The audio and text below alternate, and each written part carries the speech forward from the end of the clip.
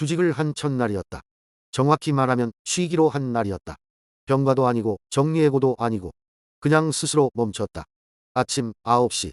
알람이 울리지 않았다. 아내는 출근했고 아이는 학교에 갔다. 거실에는 어제 밥 먹고 남긴 그릇이 그대로였고 식탁 위엔 회사에서 받은 서류 봉투가 뒤집혀 있었다. 그는 앉지도 눕지도 않았다. 그냥 문을 열고 나왔다. 아무 목적지도 없이. 양말도 대충 신었고 휴대폰은 손에 들고만 있었다. 진동을 켜놓은지도 꺼놓은지도 모를 상태로 한 블럭을 걸었다. 횡단보도 앞에서 멈췄고 초록불이 바뀌었는데도 그대로 있었다. 어떤 아주머니가 제욱을 한번 쳐다보고 지나갔다. 그 시선에 반응하지 않았다. 그조차도 피곤했다. 그는 그냥 계속 걸었다. 걷다 보니 5년 전 살던 동네 쪽으로 발이 향해 있었다. 그때는 아이가 태어나기 전이었고 월세 58만 원짜리 원룸이었고 겨울에 보일러를 틀면 전기세가 18만 원이 나왔었다. 생각나는 장면은 없었다. 하지만 뭔가 이상했다. 그는 움직이고 있었는데 자기가 움직이고 있다는 느낌은 없었다. 중간에 작은 공원이 보였다. 벤치에 앉았다. 앉자마자 무릎 위에 손을 올렸다. 별 생각 없이 하늘을 봤다. 그 순간 바람이 불었다. 그 바람이 자신의 손끝을 스친다는 감각이 아주 오랜만에 느껴졌다. 바람은 늘 불었는데 그는 지금껏 바람을 느낀 적이 없었다. 그는 갑자기 아주 이상한 확신에 사로잡혔다. 내가 멈춘 게 아니고 이게 원래의 속도였구나. 시간은 흘렀고 세상은 돌아갔고 그는 아무것도 하지 않았는데 뭔가가 정확히 움직이고 있었다. 그날 그는 처음으로 살아가는 게 아니라 사라지고 있는 것 같다. 라는 말을 마음속에서 중얼거렸다.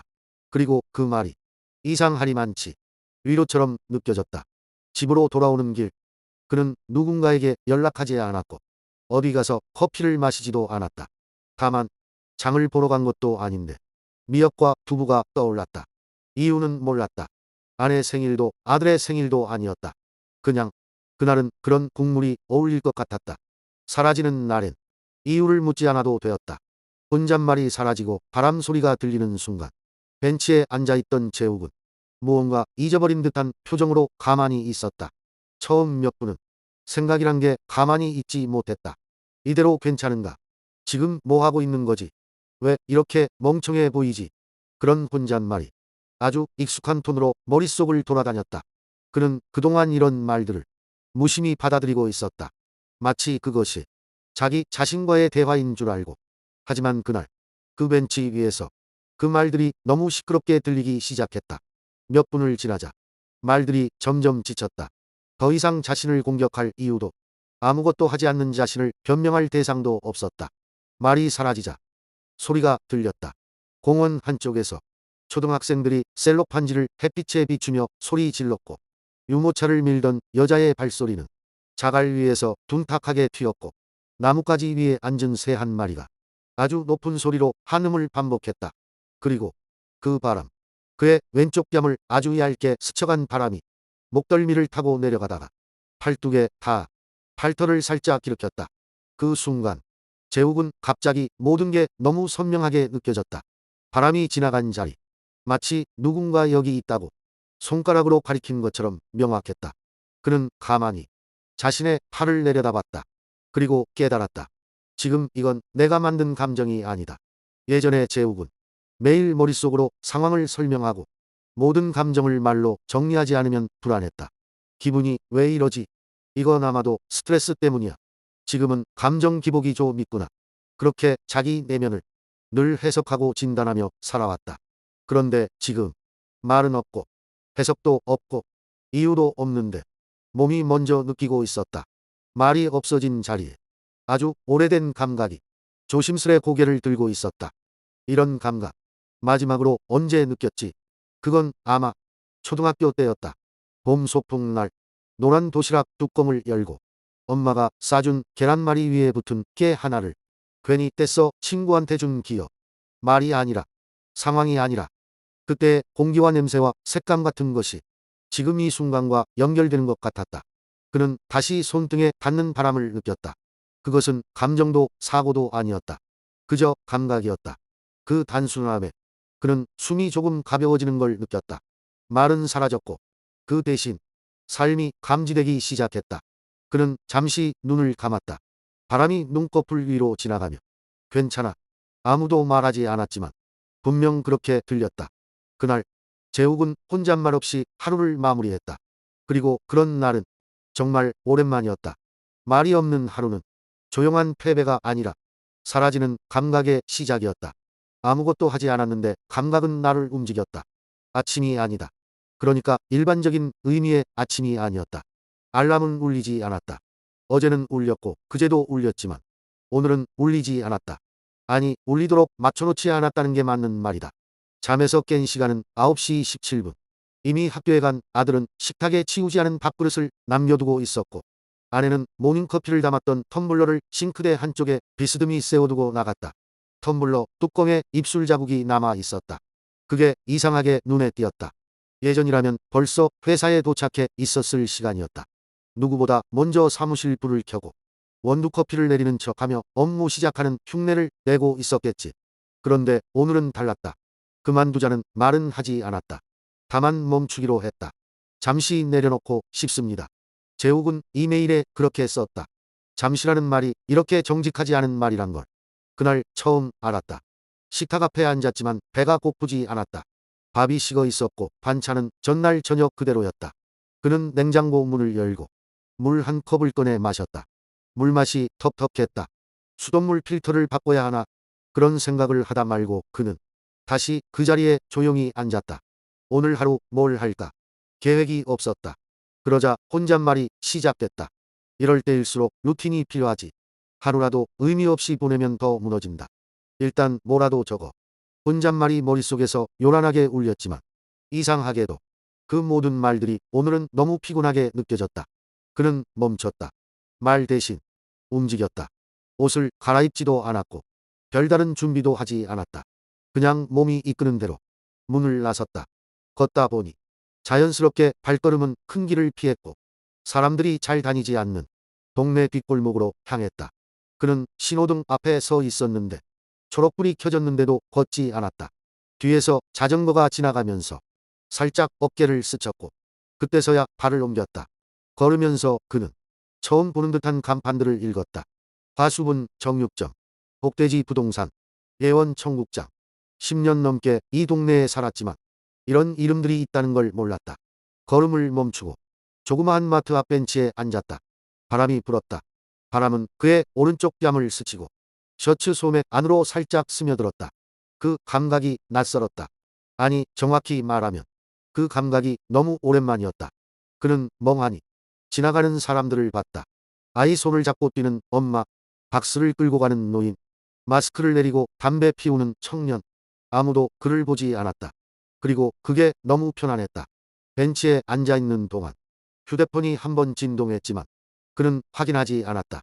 왼손에 있는 줄도 모르게 손에 감긴 스마트워치가 오늘 하루 걸음수를 알려줬다. 732걸음. 그는 그냥 웃었다. 의미 없이 걷고 의미 없이 멈춘 것 같은데 몸 어딘가에서는 지금 이 순간이 정확하다는 감각이 은은하게 울리고 있었다. 그는 의도하지 않았지만 그날 마트를 들어갔다. 장을 보려던 것도 아니었고 사실 필요한 것도 없었다. 그런데 손이 움직였다. 두부 한 모, 파 한 단, 국간장, 미역 작은 봉지 하나. 대충 장바구니에 넣고 계산하고 나오는 길에 문득 생각났다. 아, 이거 엄마 생일 때 끓이던 미역국이네. 집에 와서 국을 끓였다. 간은 맞지 않았고 미역이 덜 불었지만 그는 앉아서 한 숟가락씩 천천히 떠먹었다. 그때 갑자기 눈물이 날 뻔했다. 감정 때문은 아니었다. 그냥 오늘 하루를 자기가 만든 게 아니라 뭔가 사라졌다는 느낌 때문이었다. 아무것도 하지 않았는데 삶이 스스로 움직였고 그 움직임이 어딘가 정확했다. 그는 깨달았다. 내가 사는 게 아니었구나. 사라지는 거였어. 사라지는 감각으로 다시 태어나는 나. 밤 10시 32분. 평소 같았으면 이미 씻고 누웠을 시간인데 재욱은 아직 거실에 앉아 있었다. 정확히 말하면 소파에 등을 반쯤 기댄 채 무릎 위에 접힌 담요 하나를 얹고 있었다. TV는 켜져 있었지만 소리는 꺼져 있었고 화면에는 연예인들이 뭔가를 먹고 웃고 있었다. 이상하게 그 장면이 요즘 본 그 어떤 드라마보다도 현실감 없어 보였다. 그는 리모컨을 들었다가 다시 내려놨다. 그저 켜진 화면이 거실에 불빛을 남기고 있다는 그 사실만이 지금을 설명했다. 커튼 틈 사이로 가로등 불빛이 비쳐들었다. 재욱은 그 조용한 틈을 좋아했다. 하루가 끝나는 게 아니라 하루가 사라지는 느낌. 오늘은 유난히 이상한 하루였다. 아무 일도 없었는데 너무 많은 일이 있었던 것 같은 하루. 그리고 그 모든 일이 자기 손을 거치지 않았다는 느낌. 그는 오늘 하루를 떠올렸다. 커피를 마시지 않았고 밥도 제때 먹지 않았고 전화도 받지 않았고 계획도 세우지 않았다. 그런데 국을 끓였고 장을 봤고 두부를 샀고 바람을 느꼈고 뭔가가 그를 살게 했다는 걸 느꼈다. 예전에 그라면 이 모든 걸 한 줄로 정리하고 싶었을 것이다. 삶이란 결국 이렇게 흘러가는 것이다. 마음이 편안하면 몸도 움직인다. 그런 말들. 블로그에 쓸 수 있을 법한 말. 그런데 지금은 그런 정리가 싫었다. 그는 그냥 이 느낌을 그대로 두고 싶었다. 말로 포장하지 않고 정리하지 않고 이유 없이도 괜찮은 상태. 갑자기 배에서 꼬르륵 소리가 났다. 그는 웃었다. 이런 타이밍에서 나는 소리. 이건 몸이 하는 개그였다. 그는 부엌으로 갔다. 국은 다 식어 있었다. 전자레인지에 돌릴까 하다가 그냥 찬 상태로 한 숟갈 떠먹었다. 맛이 없진 않았다. 이상하게 지금 이 온도가 딱 좋았다. 그는 문득 자기 삶이 점점 자기 것이 되어간다는 기분이 들었다. 예전엔 늘 누군가의 기대와 기준 사이에서 어떤 역할을 하고 있었다. 좋은 남편, 좋은 아빠, 책임감 있는 동료. 그 모든 건 나쁘지 않았다. 그런데 그게 나는 아니었다. 오늘은 달랐다. 국을 찬 채로 먹는 것. 소리를 꺼놓고 TV를 켜두는 것. 오늘 하루 아무것도 하지 않은 것. 이런 것들이 내 것이 되는 감각. 설명 없이도 정확한 나. 다시 소파에 앉았다. 이번엔 불을 껐다.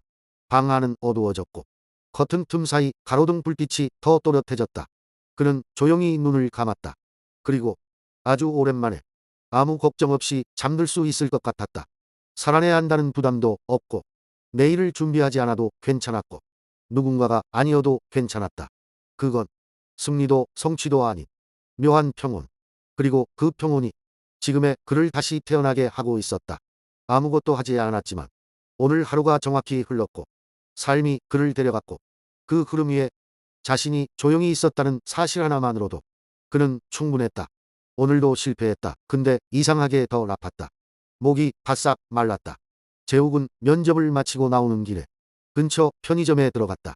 물을 사러 들어갔는데 물은 안 사고 나왔다. 이유는 모르겠다. 그냥 목이 마르다는 감각이 물을 살 만큼은 아니었던 것 같다. 면접은 망쳤다. 질문의 절반은 준비한 것과 달랐고 사무실 분위기는 싸늘했고 나이가 좀 있으시네요. 라는 말을 들었을 땐 이미 끝났다는 걸 알았다. 회사에서 나오며 그는 벽시계를 봤다. 11시 46분. 뭔가 허전하게 이른 시간.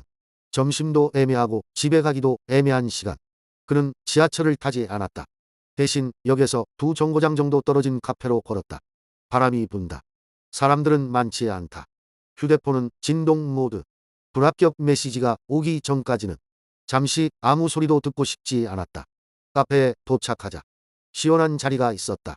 창가 쪽 볕이 들지만 따갑지 않은 자리. 평일 오전에 커피숍. 테이블을 사이에 두고 마주 앉은 연인. 노트북 앞에서 턱을 개고 멍하니 있는 프리랜서처럼 보이는 여자. 그리고 재욱. 메뉴를 고르려다 말고 그냥 아이스 아메리카노를 시켰다. 별 생각 없이 카드를 내밀었다. 텀블러 할인 받으시겠어요? 아, 괜찮아요. 그는 그 말이 자기 자신에게 하는 말처럼 들렸다. 괜찮다고. 괜찮아. 정말. 자리에 앉고 나서 그는 처음으로 면접에서 했던 말들을 되짚지 않았다. 예전이라면 벌써 머릿속으로 거기서 이렇게 말했어야 했는데 그 질문은 이렇게 받았어야지. 그러한 반추가 시작됐을 것이다. 그런데 오늘은 그게 귀찮았다. 실패한 건 맞는데 왜 이렇게까지 아프진 않지? 이상했다. 불합격은 너무 익숙한 단어였고 거절당하는 것도 처음이 아니었다. 그런데 이번엔 뭔가 달랐다. 그는 유리를 타고 흐르는 빛을 봤다. 햇빛이 유리잔에 닿고 그 물방울이 책상에 조용히 맺혔다. 그냥 그런 날인가 보다. 그렇게 넘기기엔 그 조용함 안에 뭔가 미세한 움직임이 있었다. 그는 가방 안에서 수첩을 꺼냈다. 그 수첩은 원래 계획표를 쓰기 위해 산 거였다. 그런데 오늘 그 수첩의 빈 페이지에 그는 무심히 이렇게 썼다. 오늘도 실패했다. 그런데 전보다는 덜 아팠다. 나 때문이 아니다. 어쩌면 나 덕분도 아니다. 그냥 오늘은 사라졌다. 그는 그 문장을 쓰고 나서 이상하리만치 속이 정리됐다. 물 한 모금 없이 그냥 앉아있던 그 시간이 자신에게 처음으로 괜찮다고 말해준 시간이었을지도 모른다. 그건 의지가 아니었다. 낙천주의도 아니었다. 오히려 그 반대였다. 아무 의지도 낼 수 없었던 상태에서 그냥 몸이 멈춰 있었고 그 멈춘 자리에서 이상하게 덜 아픈 자신을 마주한 것. 그는 컵을 손에 들고 그 차가운 유리를 감쌌다. 그리고 생각했다. 이건 지금 내가 나에게 처음으로 응답한 거 아닐까. 실패한 다음에만 등장하는 나. 전날 면접 결과는 생각보다 빨리 도착했다. 정확히 오후 4시 12분. 제목은 딱 세 단어였다. 지원 결과 안내. 딱히 기대한 건 아니었다. 그렇다고 완전히 체념한 것도 아니었다. 그냥 될 수도 있고 안 될 수도 있겠지. 근데 막상 안 됐다는 걸 보니 생각보다 허탈하지도 분노스럽지도 않았다. 그냥 조용했다. 다음 날 아침 평소보다 늦게 일어났다. 아니 정확히는 알람이 울렸는데 끄고 다시 누웠다. 그리고 한참을 그렇게 있었다. 몸을 일으킨 건 9시가 조금 넘은 시점이었다. 아내는 출근했고 아이는 등교했으며 식탁에는 식은 국과 반쯤 먹다만 밥그릇이 놓여 있었다. 식탁 옆에 쪼그려 앉아 아무 말도 없이 그릇을 바라봤다. 그건 슬픔도 외로움도 아니었다. 그냥 지금 내가 아무것도 느끼지 않고 있다는 걸 느끼는 상태. 부엌으로 가서 물을 한 잔 마셨다. 물이 생각보다 차가웠다. 컵을 내려놓고 거실로 가 소파에 앉았다. TV는 켜지 않았다. 스마트폰도 보지 않았다. 그저 몸을 가만히 두고 있었을 뿐이었다. 그렇게 10분쯤 지났을까. 그때 느꼈다. 아, 이게 나구나. 감정을 느끼고 있을 때 나도 아니고 생각이 많을 때 나도 아니고 뭔가를 해야만 할 것 같을 때 불안한 나도 아니고 그냥 아무것도 하지 않을 때 그냥 이렇게 존재하고 있는 그 조용한 나. 그건 처음 만나는 사람이었다. 아무것도 하지 않으면서도 어딘가 사라지고 있는 나. 재욱은 오른손을 무릎 위에 얹고 천천히 숨을 쉬었다. 그 호흡이 이상하리만치 일정했다. 억지로 리듬을 만들지 않았는데 몸이 스스로 호흡을 맞추고 있었다. 그는 눈을 감고 호흡만 가만히 느껴봤다. 숨을 들이마셨을 때 살짝 찌릿한 느낌이 가슴을 지나고 내쉴 때 그 감각이 조용히 사라졌다. 이게 내가 몰랐던 나였구나. 그는 문득 지난 몇 년을 떠올렸다. 늘 반응했다. 누가 한마디 하면 그에 맞춰 대응했고 무언가가 생기면 즉시 해결하려 들었고 무엇보다 내가 무언가를 하고 있다는 감각 없이 반응만 반복해왔다. 그런데 지금은 그 모든 반응이 사라졌다. 대신 가만히 있음이 하나의 살아있는 상태처럼 느껴졌다. 그렇게 앉아있는 동안 마치 안에 있던 다른 누군가가 그래 이게 너야 하고 말해주는 듯한 아주 조용한 응답이 들렸다. 재욱은 미소를 지었다. 아주 작은 누가 보면 눈치채지 못할 만큼의 무표정한 웃음. 그 순간 다시 알림음이 울렸다. 그는 휴대폰을 집어들지 않았다. 그냥 울리게 놔뒀다. 그리고 다시 소파에 등을 기대며 지금의 나를 그냥 조금 더 지켜보기로 했다. 계획이 멈췄을 때만 등장하는 결정. 그날 아침 재욱은 처음으로 달력을 보지 않았다. 전날 밤엔 내일 뭐 하지? 라는 말도 떠오르지 않았다. 알람은 눌렸지만 껐다. 9시 50분. 부엌으로 걸어가 물을 마셨다. 유리컵을 씻고 물을 채우고 그걸 들이켰다. 그리고 습관처럼 냉장고 문을 열었다. 내용물은 많지도 적지도 않았다. 그런데 오른쪽 맨 아래 칸 그 자리에서 뭔가 빠진 느낌이 났다. 정확히 뭐가 있었는지도 기억이 안 나는데 이상하게도 텅 빈 그 칸 하나가 너무 크게 보였다. 그게 트리거였다. 그는 문을 닫았다.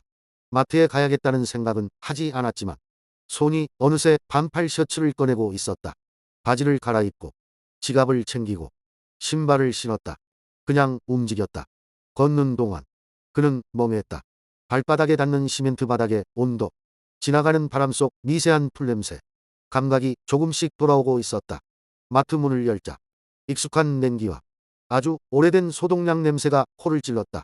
장바구니를 들고 채소 코너로 갔다. 그곳에서 무 한 통이 유난히 커 보였다. 껍질에 흙이 살짝 묻어 있었고 손으로 들었을 때 묵직했다. 그는 무를 집었다. 이유는 몰랐다. 그냥 그 자리에 있던 그 뿌리채소 하나가 자기를 가리키는 것 같았다. 이어서 두부 한 모, 국물용 멸치, 애호박을 골랐다. 묵국이겠구나. 그는 그때서야 자기가 뭘 끓일 것인지 알았다. 알고 산 게 아니라 사고 나서 알게 된 메뉴. 계산을 마치고 돌아오는 길. 손의 느낌이 묵직했다. 무게가 기분 나쁘지 않았다. 오히려 그 무게가 오늘 하루 자기를 정확히 움직이고 있다는 신호처럼 느껴졌다. 집에 도착해 물을 씻고 썰고 냄비에 물을 올렸다.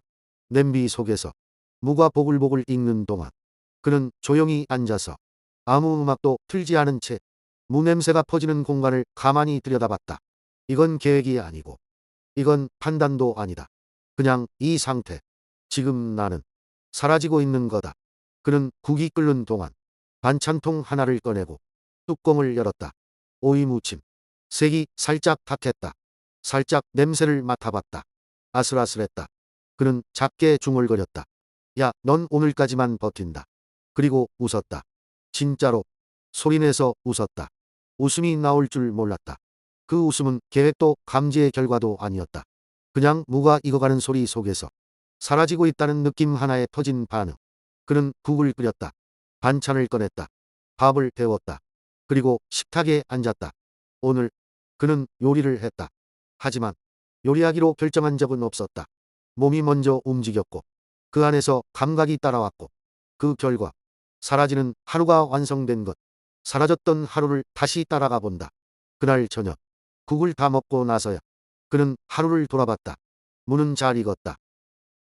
국물은 생각보다 맑았고 마지막까지 뜨거운 기운이 그릇 바닥에 남아 있었다.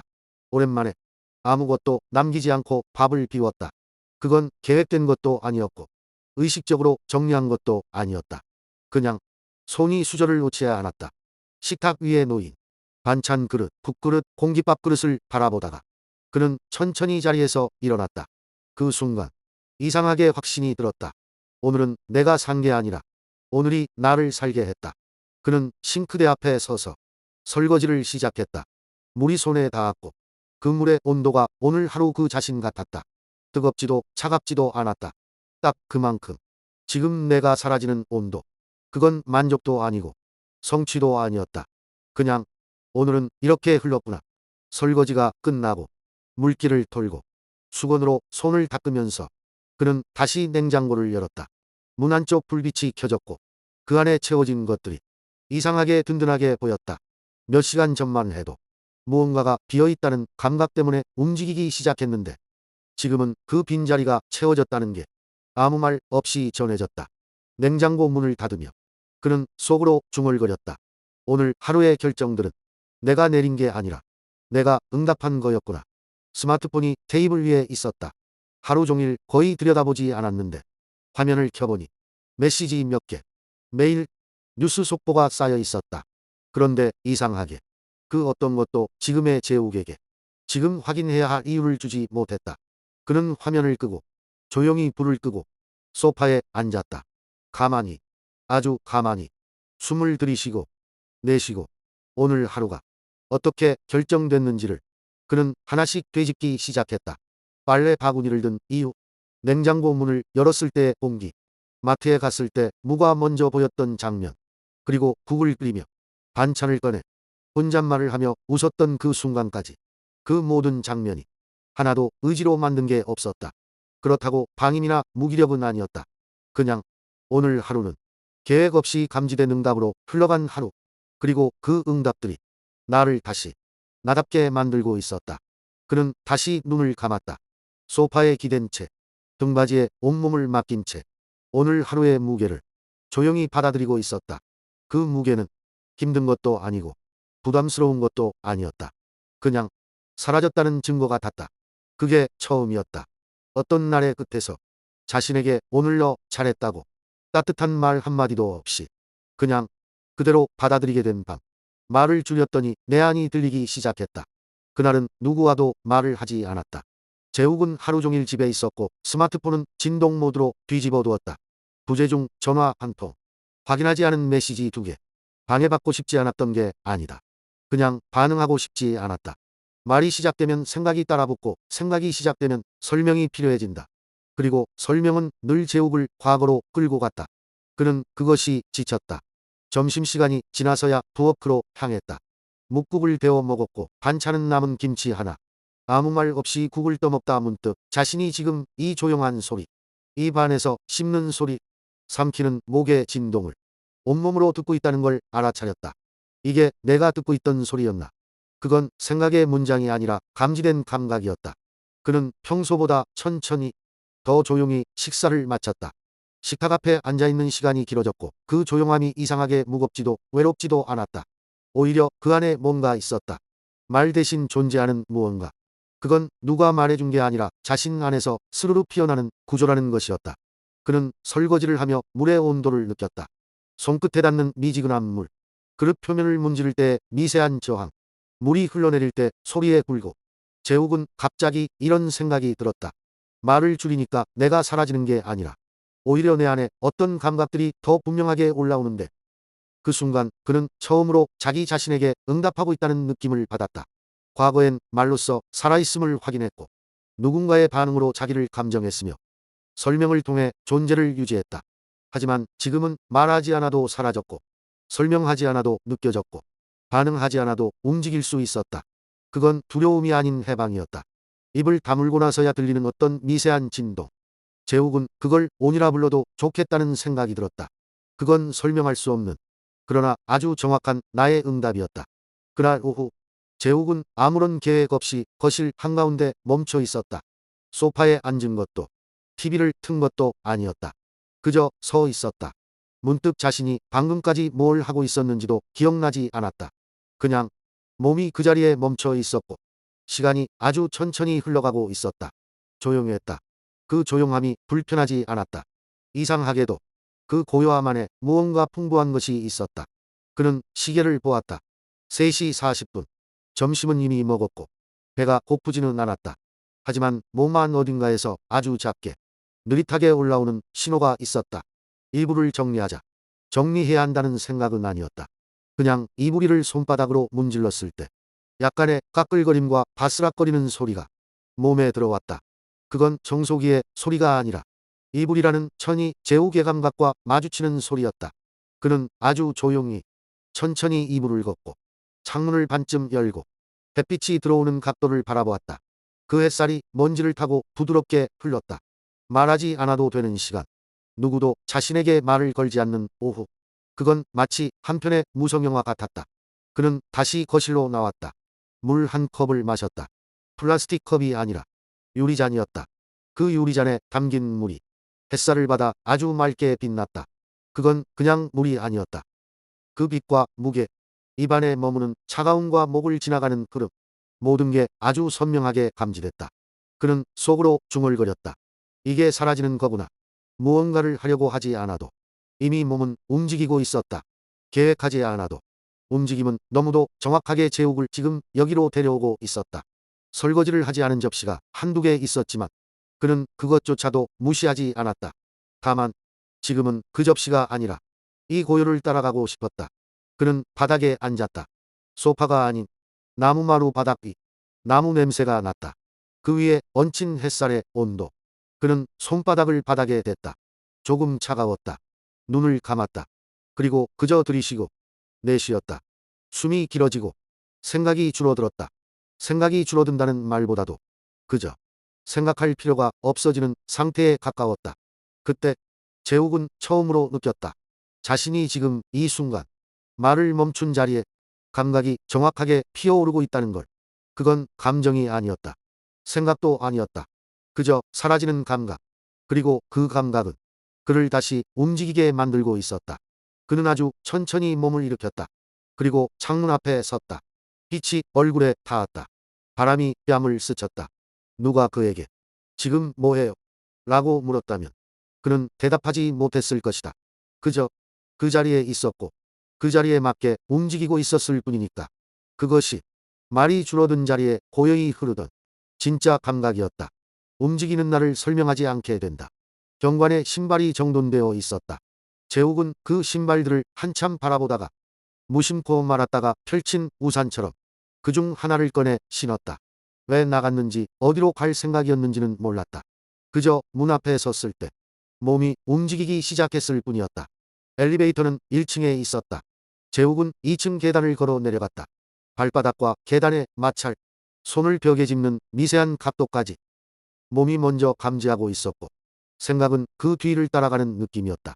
밖으로 나오자 바람이 불었다. 조금 흐렸다. 햇살은 없었고 그래서 모든 사물이 경계 없이 부드러워 보였다. 그는 방향 없이 걷기 시작했다. 발은 익숙한 동네 슈퍼와 반대 방향으로 향했다. 주말 오후라 거리는 한산했고 그 한산함이 자신에게 숨 쉴 공간을 주는 것 같았다. 길가에 허브 화분이 놓여 있었다. 로즈마리 2,000원이라는 손글씨가 삐뚤빼뚤하게 쓰여 있었고 재욱은 잠깐 그 냄새를 맡았다. 생각 없이 손을 뻗었고 생각 없이 냄새를 들이마셨다. 그건 향기가 아니라 그 순간에 재욱 그 자체였다. 어디서 본 듯한 카페 간판이 보였다. 하지만 그는 지나쳤다. 들어가고 싶지 않았기 때문이 아니라 굳이 들어갈 이유가 없었기 때문이었다. 그 대신 그는 공원을 향했다. 어디선가 아이들의 웃음소리가 들렸다. 물방울 튀는 소리처럼 가벼운 목소리. 그는 벤치에 앉았다. 그 자리에 앉는 데에 어떠한 이유도 없었지만 그 자리에 앉고 나니 여기였다는 감각이 들었다. 앉자마자 그는 등을 기대지 않았다. 그건 너무 익숙한 자세처럼 느껴졌기 때문이다. 그 대신 등은 똑바로 세우고 양손은 무릎 위에 올렸다. 마치 누가 시킨 명상 자세 같았지만 그런 의도는 전혀 없었다. 그저 지금 이 자세가 지금의 자신에게 맞는 것처럼 느껴졌을 뿐이다. 그는 공원을 바라봤다. 아주 느리게 몸 전체가 지금 여기 있음을 따라가고 있었다. 그리고 문득 이런 생각이 들었다. 지금 나는 아무것도 설명하지 않고 있다. 왜 걷고 있는지, 왜 이 길을 택했는지, 왜 여기에 앉았는지 아무것도 설명할 수 없었지만 그럼에도 불구하고 이 하루는 너무도 정확하게 사라지고 있었다. 그는 그것을 온이 나를 움직이고 있다고 생각했다. 설명할 수 없다는 것은 모호함이 아니라 자유였다. 계획하지 않고 결정하지 않았는데도 어딘가에서 정확한 응답이 올라와 몸을 이끌고 있다는 것. 그게 바로 온이었다. 그리고 그 온은 말로는 정의할 수 없지만 몸이 알고 있었다. 그는 가만히 웃었다. 누가 보면 멍하니 앉아 있는 것처럼 보일 그 순간 자신은 아마 오늘 하루 중 가장 뚜렷한 응답 속에 있었을 것이다. 그건 설명 없이도 정확했고 말 없이도 명확했다. 지금 나는 나를 설명하지 않고 사라지고 있다. 사라졌던 나는 내가 아니었다. 밤이 되었다. 재욱은 불을 켜지 않았다. 부엌불도 거실불도 책상 스탠드도 켜지 않았다. 불 꺼진 집안, 적당히 퍼지는 도시의 외등 불빛만이 창을 통해 들어와 천장을 흐르고 있었다. 그는 소파에 앉아 있었다. 허리를 기대지 않았고 등을 곧게 세운 채 두 손은 무릎 위에 얹었다. 무언가 생각하려 했던 건 아니다. 하지만 생각이 찾아왔다. 아니, 정확히 말하면 어떤 감각의 재생이 다시 피어오른 것 같았다. 오늘 하루 나는 분명히 무언가를 살았다.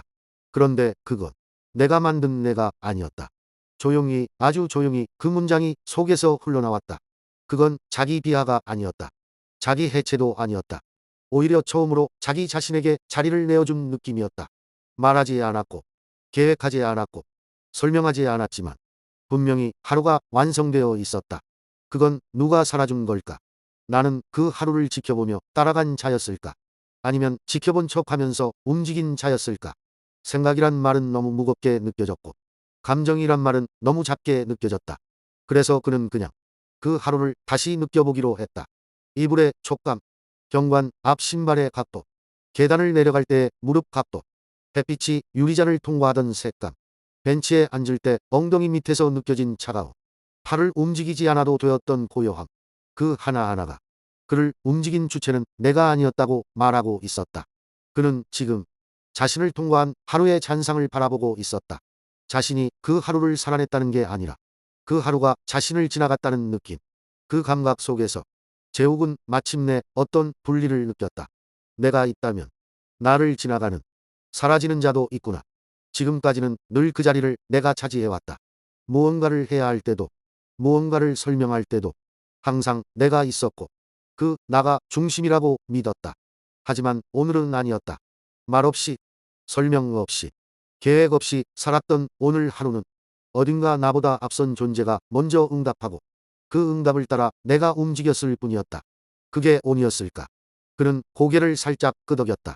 불 꺼진 거실 한가운데 자기 자신에게만 들리는 대답으로 그래 그게 온이구나. 설명도 정의도 할 수 없지만 몸이 기억하고 있는 감각. 계획 없이도 정확했고 말 없이도 완성되었던 하루. 그건 온이 사라진 하루였다. 그리고 그 온은 지금 이 밤 말없이 나를 조용히 감싸고 있었다. 감정의 파동에 따라 살던 시절. 그날 저녁 집안은 평소보다 조용했지만 무겁게 가라앉아 있었다. 아내는 식탁에 앉아 있었고 재욱은 입구 쪽에 잠시 멈춰선 채 말 없이 눈치를 보고 있었다. 무언가 잘못되었다는 건 뻔했다.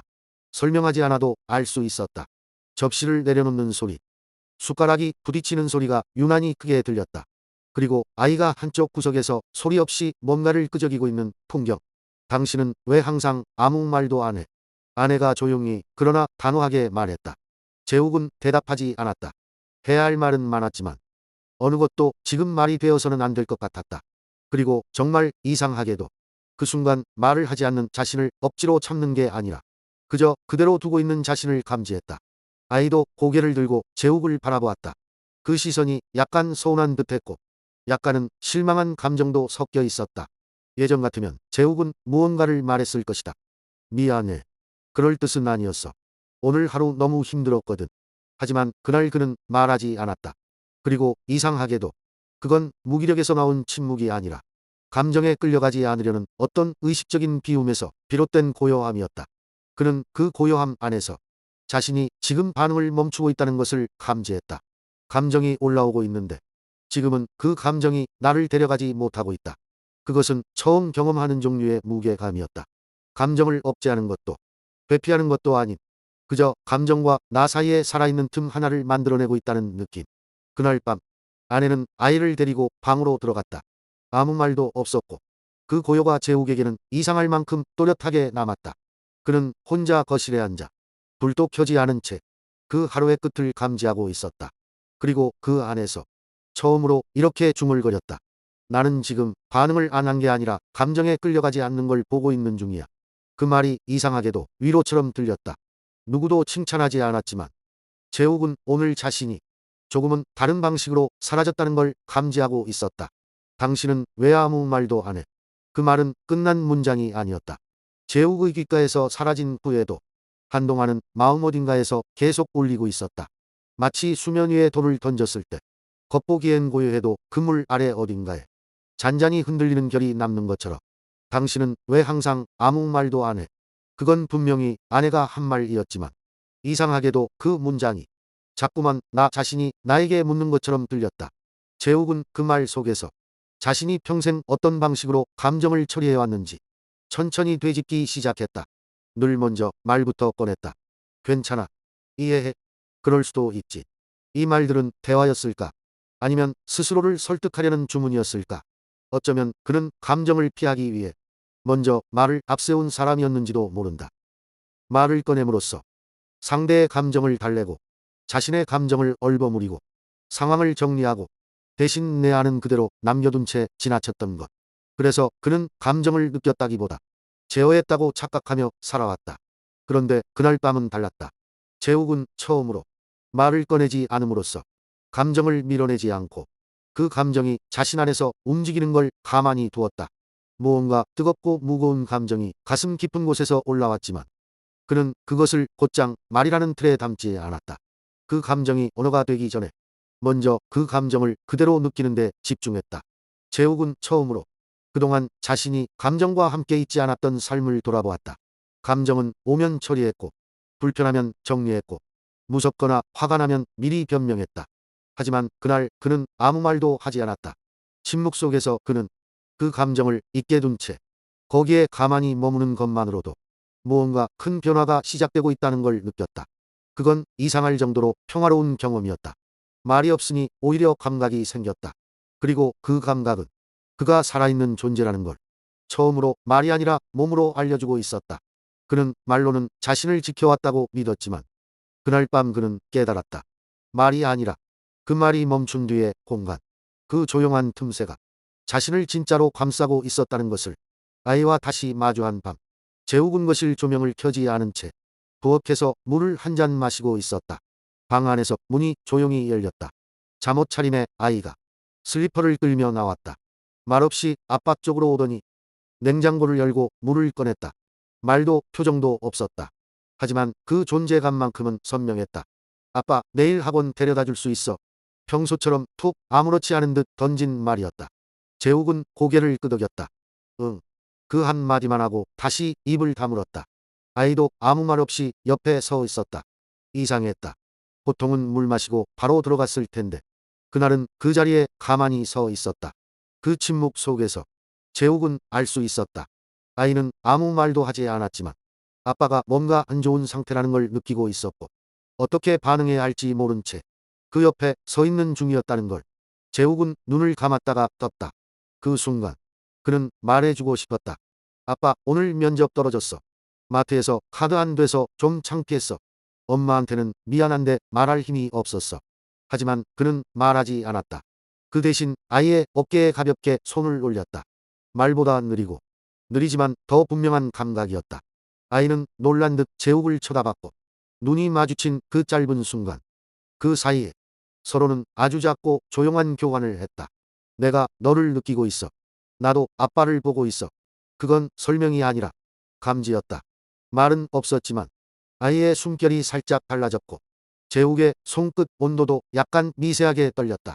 그리고 그 감각 속에서 재욱은 처음으로 말이 없어도 감정이 통하는 틈이 존재한다는 것. 그 틈이 바로 자신의 중심에서 열린다는 것을 알게 됐다. 그날 밤 아이는 다시 방으로 들어갔고 재욱은 홀로 남겨졌지만 이상하게도 외롭지 않았다. 그 침묵이 누군가에게 닿았다는 사실이 그를 고립시키지 않았다. 오히려 처음으로 사라지는 느낌을 주었다. 중심이 생기면 끌려가지 않는다. 그날 밤 불도 끄지 않은 채 재욱은 거실 바닥에 등을 기댄 채 앉아 있었다. 방 안은 고요했고 아이도 아내도 이미 잠든 듯했다. 손에는 아무것도 없었다. 휴대폰도 들지 않았고 TV도 켜지 않았다. 라디오도 시계 소리도 아무것도. 그런데 이상하게도 그 어느 때보다 감각이 또렷했다. 그는 오늘 하루를 떠올렸다. 하루 종일 들은 말보다 그가 하지 않은 말들이 더 뚜렷하게 떠올랐다. 괜찮아 하지 않았다. 미안해 하지 않았다. 내가 잘할게 하지 않았다. 그 대신 그는 가만히 있었다. 이상했다. 예전 같았으면 이 침묵이 곧 후회가 되었을 텐데 지금은 오히려 이상한 해방감 같은 것이 있었다. 말을 하지 않음으로써 스스로를 설명하지 않자 감정이 나를 떠나지 않고 머물러 주었다. 그건 처음이었다. 감정이 떠오르면 곧바로 반응하거나 뭔가 해결하려 들었던 자신에게는 전혀 없던 방식이었다. 그는 처음으로 감정을 멀찍이서 보는 것 같은 느낌을 받았다. 그 감정이 지금은 슬퍼라고 말하고 있었지만 그걸 말로 정의하지 않고 그저 그 파동을 느끼는 감각 자체에 집중하고 있었다. 이건 어쩌면 살면서 한 번도 배운 적 없는 방식이었다. 무엇을 느끼는가 보다 느끼고 있다는 그 상태 자체를 감지하는 것. 그때 재욱은 안쪽에서 조용히 하나의 감각이 떠오르는 걸 느꼈다. 지금 중심이 생기고 있어. 이건 생각이 아니라 몸의 깊은 어딘가에서 올라오는 느린 울림이었다. 가슴도 아니고 배도 아니고 정확히 위치를 설명할 수 없는 하지만 분명히 있는 어떤 자리에서 그 자리는 감정에 끌려가지 않도록 자신을 지탱해주는 것 같았다. 그는 비로소 깨달았다. 그동안은 감정이 올라오면 그 감정이 나를 데려가는 줄 알았다. 하지만 지금은 감정이 옆에 있어도 나라는 감각이 그 옆에서 움직이지 않고 있다는 사실. 그건 거대한 전환이었다. 말은 여전히 준비되어 있었지만 이제 그는 그 말보다 더 근원적인 감각, 움직이지 않고도 존재하는 방식을 처음으로 배우고 있었다. 그 밤 재욱은 아무것도 하지 않았다. 하지만 그는 분명히 어떤 자리를 느꼈다. 움직이지 않지만 흐르고 있는 그 자리를. 좋은 사람이라는 틀. 아빠는 참 좋은 사람이야. 아이가 말했을 땐 기분이 좋았는데 그 말이 며칠 뒤에도 마음에 남아있는 걸 보면서 재욱은 조금 이상하다고 느꼈다. 좋은 사람이라니 정확히 무슨 의미였을까? 그날 밤 재욱은 퇴근 후 늦게까지 회사 메신저에 답장을 하고 있었다. 상대는 자기보다 어린 팀장이었고 그는 하루 종일 감정이 상한 상태로 문장 끝마다 웃는 이모티콘을 넣고 있었다. 그렇게 하겠습니다. 크크. 내 수고 많으셨어요. 하하. 그는 누구에게도 화를 낸 적이 없고 불쾌한 상황에서도 불쾌하다는 표현을 한 적이 없었다. 아내에게도 아이에게도 상사에게도 항상 좋은 사람으로, 참는 사람으로, 조용히 받아들이는 사람으로 남았다. 그리고 그게 자기다라고 생각했다. 그런데 그 좋은 사람이라는 말이 어느 순간부터 답답하게 가슴을 조이는 옷처럼 느껴졌다. 아이의 말이 자꾸 머릿속을 맴돌았다. 그 말은 분명 칭찬이었는데 어쩐지 그것이 자신이 원한 옷이 아니었음을 알려주는 신호처럼 들렸다. 재욱은 생각했다. 내가 원해서 이런 사람이 된 걸까? 그는 기억을 더듬었다. 어릴 적 아버지는 늘 무뚝뚝했고 어머니는 눈치를 많이 봤다. 재욱은 그 틈에서 갈등을 막는 사람이 되어야 했다. 말을 줄이고 분위기를 살피고 감정을 흡수하면서 상황을 봉합하는 사람이 되었다. 그리고 그게 좋은 사람이 되는 길인 줄 알았다. 그건 선택이 아니었다. 그건 반응이었다. 그날 밤 그는 알게 되었다. 그 이미지, 그 칭찬, 그 역할, 그 모든 것이 자신이 만든 게 아니라 자신을 둘러싼 구조가 만든 틀이라는 것을. 그리고 그 틀은 이제 너무 오래 입고 있어서 어디까지가 자신이고 어디부터가 역할인지 구분이 되지 않는 상태라는 것을. 그 순간 재욱은 조용히 속으로 중얼거렸다. 나는 나를 선택한 적이 없었구나. 그냥 그렇게 만들어졌을 뿐이었구나. 하지만 그건 시작이었다. 지금부터는 그 틀을 감지했다는 사실이 다시 쓰기 위한 처음 응답이 되기 시작했기 때문이다. 왜 나는 늘 그렇게 살아야만 했지? 재욱은 어릴 적을 떠올렸다. 기억은 정확하진 않았지만 항상 비슷한 장면들이 떠올랐다. 어머니는 불안이 많았고 무언가를 준비할 때마다 괜찮을까? 그 사람 뭐라 그럴까? 이런 말을 습관처럼 뱉었다. 무언가를 시작하기도 전에 이미 수많은 가능성에 대해 걱정했고 그 걱정이 현실이 되기 전에 미리 수습하려 했다. 아버지는 말이 없었다. 무뚝뚝하고 조용했지만 기분이 나쁘면 그 조용함이 더 무거워졌다. 소리를 지르진 않았지만 그의 침묵은 가족 전체를 얼어붙게 만들었다. 재욱은 그 둘 사이에서 자신의 역할을 알게 되었다. 분위기를 중간에서 정리하는 아이. 그게 재욱이었다. 형제도 없었고 친척들도 멀었고 가족은 셋뿐이었다. 그래서 어느 순간부터 나는 문제를 일으키면 안 된다는 생각이 몸처럼 굳어졌다. 엄마를 걱정하게 하지 말자. 아빠를 불편하게 하지 말자. 분위기를 거슬리지 말자. 그렇게 그는 화가 나도 숨겼고 슬퍼도 웃었고 두려워도 괜찮다고 말했다. 어릴 적엔 그게 착한 아이였고 청소년기에는 예의 바른 학생이었고 지금은 좋은 사람이었다. 그 역할은 한 번도 바뀌지 않았다. 단지 말만 조금씩 달라졌을 뿐. 어느 날 중학교 발표 시간이었다. 친구들이 모두 자신 있게 발표하는데 재욱은 손을 들지 않았다. 사실은 발표 준비를 잘 해놨지만 말을 꺼냈다가 어딘가 실수할까봐, 당시의 분위기가 깨질까봐, 어떤 기류를 흔드는 사람이 될까봐 입을 닫았다. 그 기억이 지금도 이상하게 또렷했다. 그때부터 그는 나를 드러내는 것보다 전체를 무사히 지나가는 게 더 중요하다는 신념을 자기 안에 세웠다. 그리고 지금까지 그 신념은 단 한 번도 의심받지 않았다. 오늘 전까지는 나는 왜 항상 그 역할을 자처했지? 누가 나한테 그렇게 하라고 시켰던 거지? 재욱은 답을 몰랐다. 하지만 그는 알 수 있었다. 지금 이 질문을 하고 있다는 것 자체가 이미 그 틀에서 조금 비껴나 있다는 증거라는 걸. 그건 희미하지만 분명한 균열이었다. 자신이 만든 게 아닌 자아를 처음으로 감지하고 낯설어하는 순간, 그건 깨달음이 아니라 삶의 방향이 흔들리기 시작하는 작은 틀어짐이었다. 그리고 그 틀어짐이 이제야 자기를 진짜 움직이게 하는 감각을 조용히 꺼내고 있었다. 나는 응답하고 있었다. 그날 아침 재욱은 출근 준비를 하다 말고 옷장을 열어둔 채 가만히 멈췄다. 어제 다림질해둔 셔츠가 눈에 들어왔지만 왠지 그걸 입고 싶지 않았다. 평소라면 어김없이 셔츠에 슬랙스를 입고 양말을 신은 다음 소리를 죽인 걸음으로 현관문을 나섰을 것이다. 하지만 그날은 다 달랐다. 셔츠 대신 구겨진 면티를 꺼냈다. 색깔도 디자인도 아무것도 고민하지 않았다. 머리도 대충 넘겼다. 거울 앞에서 정돈하려다 이상하게 손이 멈췄다. 오늘은 그냥 이렇게 나가자. 그는 이유를 몰랐다. 왜 그런 선택을 했는지, 왜 그걸 멈추지 않았는지, 왜 평소대로 돌아가지 않았는지 그저 그렇게 느껴졌고 그 느낌을 따라가 보고 싶었다. 버스를 타지 않고 걷기로 했다. 조금 먼 거리였지만 발이 먼저 움직이고 있었다. 회사 근처까지 다다랐을 때 갑자기 입구 앞에서 걸음을 멈췄다. 그 순간 들어가야 한다는 당위보다 멈춰야 한다는 감각이 더 또렷했다. 전화기를 꺼냈다. 팀장 번호를 눌렀다.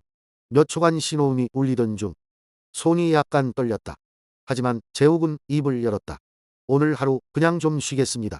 몸이 조금 안 좋아서요. 그 말은 거짓말이 아니었다. 그의 몸은 지금 무언가 다르게 사라지고 있었기 때문이었다. 전화를 끊고 잠시 그 자리에 서 있었다. 주위 사람들은 바쁘게 걸어가고 있었고 햇빛이 버스 정류장 옆 철제 난간에 반사되어 눈부셨다. 그는 문득 생각했다. 방금 그건 내가 한 게 아니었다. 나는 그냥 따라갔을 뿐이었다. 무언가가 안쪽에서 움직이고 있었고 나는 그 움직임을 따랐을 뿐이다. 그건 계획도 결심도 아니었다. 그것은 내가 한 응답이었다. 머리가 아니라 감정도 아니라 그 감정의 바깥에서 올라오는 어떤 조용한 움직임이었다. 그는 평소 같았으면 100번쯤 계산하고 10번쯤 미안해하고 5번쯤은 말을 바꾸며 결국 출근했을 것이다. 하지만 오늘 그는 그렇게 하지 않았다. 그건 이기적인 선택이 아니었다. 그건 사라지는 선택이었다. 그리고 그 감각은 믿기지 않을 만큼 조용하고 단단했다. 나는 지금 살아가는 게 아니라 사라지고 있다. 그 문장이 이상하게도 위로처럼 다가왔다. 그건 내가 아니었다. 나는 응답하고 있었다. 그날 하루 종일 재욱은 설명할 수 없는 평온함에 휩싸여 있었다. 이상했다. 회사를 빠졌는데 죄책감보다 이상한 해방감이 더 컸다. 전화기를 멍하니 보면서도 누구에게도 변명하고 싶지 않았다. 그리고 그건 분명히 예전의 자신과는 다른 상태였다. 거실에 앉아있던 오후 커튼 사이로 비치는 햇살이 벽에 긴 그림자를 만들고 있었고 그 그림자 속에서 그는 아무것도 하지 않고 있었다. 아무것도 하지 않으면서도 마치 무언가 중요한 움직임이 자신 내부에서 일어나고 있는 것 같은 기이한 감각. 그건 내가 한 게 아니었다. 이 문장이 처음으로 또렷하게 마음속에 떠올랐다. 그 순간 그는 자신이 오늘 선택했던 일련의 행동들, 구겨진 티셔츠, 버스를 타지 않고 걷기 시작했던 그 걸음, 회사 앞에서 멈춘 발걸음, 그리고 팀장에게 보낸 메시지. 이 모든 것이 논리나 감정이 아니라 그저 따라간 어떤 흐름의 결과였음을 뒤늦게 깨달았다. 멈춰야겠다는 결심도 없었는데 왜 그렇게 움직였을까? 그는 자신의 내부로 질문을 던졌다. 그리고 그 질문에 대한 대답은 감정도 생각도 아니었다. 그건 있었다. 설명할 수 없는 방식으로, 언어로는 규명할 수 없는 어떤 방향 감각이 그의 몸을 살짝 들었고 그 움직임에 몸이 따라갔으며 그 모든 과정이 자연스럽게 이어졌다는 것만이 분명하게 느껴졌다. 그건 반사적인 본능도 습관적인 회피도 아니었다. 의도하지 않았는데도 움직인 어떤 나 아닌 주체의 흔적. 재욱은 처음으로 그 주체를 감각했다. 그 주체는 조용했다. 말을 하지 않았고 강요하지도 않았고 감정을 부추기지도 않았다. 하지만 분명히 그는 나를 움직이고 있었다. 그 주체는 온이었다. 그는 그 단어를 자신도 모르게 입안에서 굴려보았다. 온. 내 안에 있었지만 항상 나와는 다른 리듬으로 움직이던 그 흐름. 그 흐름은 감정보다 깊고 생각보다 빠르며 논리보다 더 정확한 방향으로만 작동하고 있었다. 그는 평생 감정을 조율하고 상황을 계산하며 자신을 정리해왔다고 믿었지만 지금 생각해보면 그 모든 선택은 사실 반응이었고 오늘 일어난 일만이 처음으로 응답이었다. 응답은 강요하지 않는다. 응답은 시키지 않는다. 응답은 나라는 구조가 잠시 비워질 때 그 자리를 타고 스며드는 것이다. 그는 그날 처음으로 자기 아닐 리듬에 몸을 내맡겼고 그 리듬이 그를 움직였으며 그는 그것에 대답했다. 그래서 그것은 선택이 아니었다. 온의 방향에 응답하는 나라는 존재의 첫 작용이었다. 그건 작은 행동 하나였지만 그 안에는 지금까지와 완전히 다른 존재의 방식이 담겨 있었다. 그건 내가 나를 움직인 것이 아니라 내 안에 있던 다른 나, 말 없는 나, 온이라는 것이 나를 움직였다는 자각. 그 자각은 모든 인간이 삶에서 한 번쯤 느꼈지만 언어로 설명하지 못하고 넘겨버린 그 희미한 순간들을 하나하나 다시 끌어올렸다. 그래, 그때도 그랬어. 내가 한 게 아니었는데도 그 선택이 가장 나를 나답게 살게 했던 적이 있었지. 재욱은 그렇게 처음으로 자신이 살아온 시간 속에서 온이 작동했던 순간들을 되짚어가기 시작했다. 그건 회피가 아니었다. 도망이 아니었다. 그건 의지가 아닌 작동의 순간, 의미가 아닌 방향의 감지, 자아가 아닌 흐름의 응답이었다. 그는 고개를 들었다. 거실 창밖으로 바람이 잔잔히 불고 있었다. 말은 여전히 없었지만 온은 흐르고 있었다. 재욱은 평소처럼 오전 5시 50분에 알람을 맞춰뒀다. 하지만 실제로 눈을 뜬 건 6시 17분. 스마트폰을 손에 쥔 채로 몇 분 동안 가만히 있었다.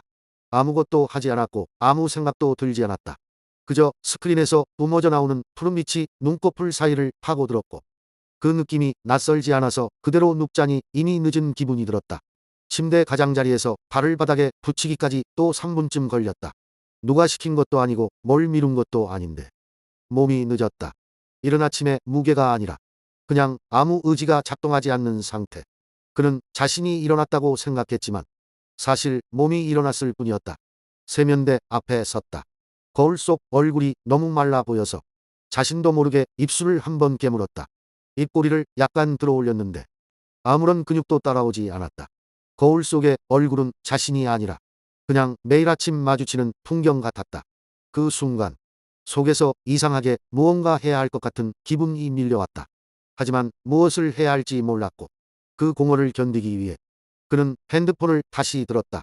브라우저를 켰고 별 생각 없이 야한 동영상 몇 개를 눌러본다. 어떤 영상은 너무 자극적이어서 불편했고 어떤 건 너무 뻔해서 지루했다. 그런데도 스크롤은 멈추지 않았다. 손가락은 끊임없이 움직였고 눈은 반응했고 몸은 따라갔다. 그는 보고 싶어서 본 게 아니었다. 그저 감각이 끌린 쪽으로 따라간 것이다. 아무 의도도 없었고 어떤 의지도 없었다. 하지만 끝나고 나면 항상 오늘은 내가 원했던 장면이었던 것 같아 라는 합리화 문장이 자동으로 떠올랐다. 그러나 그는 모른다. 그건 원한 게 아니라 반응한 것이라는 사실을. 바지에 지퍼를 올리면서 자신이 방금 어떤 상태였는지, 왜 그걸 해야 했는지, 자신의 욕망은 어디서 왔는지 어떤 것도 구조화되지 않았다. 그는 단지 몸이 움직인 뒤에 자아가 따라가며 해석한 말을 믿고 있을 뿐이었다. 출근 시간은 다가오고 있었고 그는 양말을 신으며 시간을 한 번 더 확인했다. 7시 14분. 거울 앞에서 머리를 다시 한번 매만지고 오랜만에 향수를 칙하고 뿌린다. 오늘따라 더 신경을 쓰는 척하는 스스로가 이상하단 느낌도 들었지만 그조차 오래가지 않았다. 엘리베이터 버튼을 누르며 오늘은 뭔가 잘 풀릴 것 같아라는 말을 혼잣말처럼 중얼거렸지만 그건 어디서 주워들은 광고 문구였다. 그는 자신이 만든 말은 거의 없었다. 지하철 안. 사람들의 눈치를 보며 살짝 기댈 수 있는 자리로 몸을 옮긴다. 누군가 무릎 위에 올려둔 손이 살짝 닿자 재욱은 무의식적으로 움찔했고 그와 동시에 죄송합니다라는 말을 먼저 한다. 몸이 반응하고 마음이 따라오고 그제야 자아가 그걸 해석하는 순서. 그는 그것을 나라고 생각했지만 사실은 그 모든 것의 사후 정리에 불과했다. 그날 오전 사무실에 도착한 뒤 자리에 앉자마자 이메일함을 열었고 홍 팀장이 어제 보냈던 메일이 답이 없다고 짧게 말했다. 그 말에 살짝 찌릿한 감정이 올라왔지만 그건 자존심도 죄책감도 아니었다. 그냥 그 상황에서 느껴져야 할 기분이 자동 재생된 것뿐이었다. 재욱은 그걸 다시 속으로 해석했다. 내가 좀 실수했지. 다음부터는 빨리 확인하자. 하지만 그건 결심이 아니었고 그저 그 상황에서 자주 사용되던 반응 스크립트였다. 그는 살아있었다. 그는 움직이고 있었다. 그는 반응하고 있었다. 그러나 그는 아직 존재하고 있지는 않았다. 그는 아직도 자신이 무언가를 원했고 그것을 따라갔고 그에 대해 판단하고 정리하고 있다는 나라는 환상 속에서 살고 있었다. 나는 내가 움직인 줄 알았지만 사실은 움직이고 있던 무언가에 내가 따라가고 있었던 것이다. 감각은 있는데 구조는 없었다. 재욱 씨 요즘 좀 말랐네요. 별 생각 없이 던졌을 수 있는 말. 점심시간 회의실 복도에서 마주친 여직원이 그렇게 말했다. 말투에 비웃음도 없었고 오히려 약간의 걱정이 섞인 눈치였다. 그럼에도 그 말은 이상하게도 직선처럼 그의 가슴을 찔렀다. 순간적으로 어깨가 움찔했고 고개를 끄덕이며 웃는 표정을 지었지만 내면은 요동쳤다. 그 말이 왜 그렇게 들어왔는지 재욱은 설명할 수 없었다. 하지만 분명히 무언가가 뚫려버린 기분은 있었다. 오후 내내 그는 기분이 가라앉아 있었다. 모니터 앞에 앉아 문서 작업을 하면서도 신경이 그 말에 걸려 있었다. 좀 말랐네요. 단순한 관찰.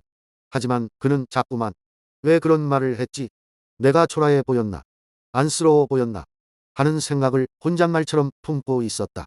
그는 기분 나쁜 것을 생각으로 넘기지 못하고 기분으로 반복하고 있었다. 그날 저녁 집에 도착한 뒤 재욱은 옷을 벗고 거울 앞에 섰다. 형광등 아래 반쯤 가려진 복근, 줄어든 어깨선, 그리고 지나치게 창백한 얼굴. 그는 천천히 돌아서면서 몸을 훑어보았다. 사실 그는 최근에 한 끼씩 건너뛴 경우가 많았고 주말마다 운동도 미뤘다. 하지만 그것은 의도된 무기력이 아니라 그저 습관의 구멍이었다. 지금 이 순간 거울 앞에 서서 자기 몸을 보는 자신이 너무 낯설면서도 창피했다. 누가 보는 것도 아닌데 속옷 위에다 셔츠를 걸쳐 입고 다시 거울을 보게 되는 감정. 그는 거기서 무언가가 느껴졌다고 착각했지만 사실은 아무 구조도 생성되지 않았다. 그건 감정의 충돌이었을 뿐이고 그 충돌은 곧 피로라는 이름으로 무효화되었다.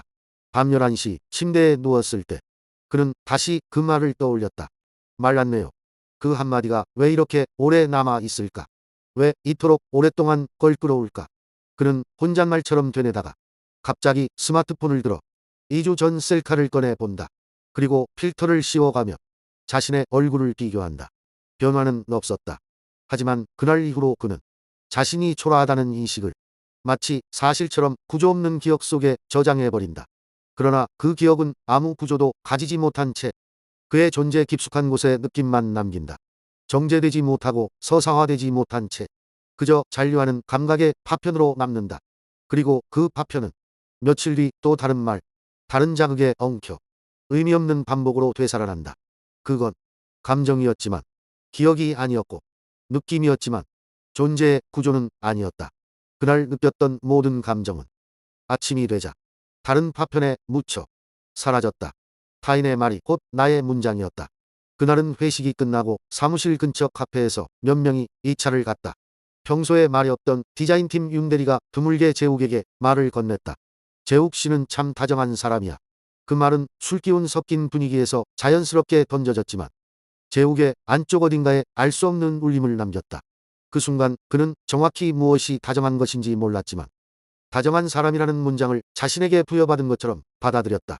다음 날 아침 사무실 문을 열고 들어서던 순간 그 문장이 또렷하게 떠올랐다. 다정한 사람. 그는 갑자기 문을 열면서도 뒤에 오는 사람에게 문을 잡아주었고 평소보다 더 밝은 목소리로 안녕하세요를 말했다. 누가 보던 말던 그는 스스로 그 말에 맞춰 움직이고 있었다. 며칠 뒤 아침 커피를 사러 갔다가 카운터 직원에게 주문을 하며 그는 아주 작게 웃으며 말했다. 얼음은 적당히 알아서 주세요. 그 말이 끝난 후 그는 마치 자신이 배려 깊은 사람이라는 감각에 부합한 행동을 했다는 이상한 뿌듯함을 느꼈다. 하지만 그는 알지 못했다. 그 뿌듯함은 구조가 아니었다. 그건 자기 언어를 갖지 못한 존재가 타인의 말에 적응해서 움직이는 반응형 몸일 뿐이었다.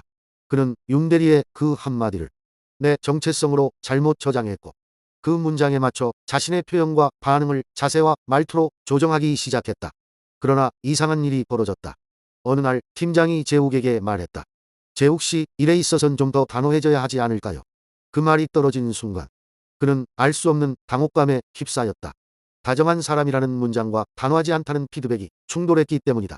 그는 그날 회의 시간에 평소보다 목소리를 높이려 애썼고 매일의 말투도 평소보다 냉정하게 바꿨다. 그러고 나서도 그는 혼란스러웠다. 나는 도대체 어떤 사람이지? 정체성은 흐려지고 있었고 단지 그날 받은 말에 따라 새로운 태도를 출력하고 있는 존재처럼 느껴졌다. 그는 어릴 적부터 그랬던 것 같다. 얘는 눈치가 빨라요라는 말을 들은 뒤로 그는 누구보다 주변 반응을 먼저 감지하려 했고 공손하다는 말을 듣기 위해 말끝을 낮추고 부탁에 앞서 사과를 붙이는 말투를 만들어갔다. 그런데 그 모든 언어는 자기 안에서 나온 것이 아니었다.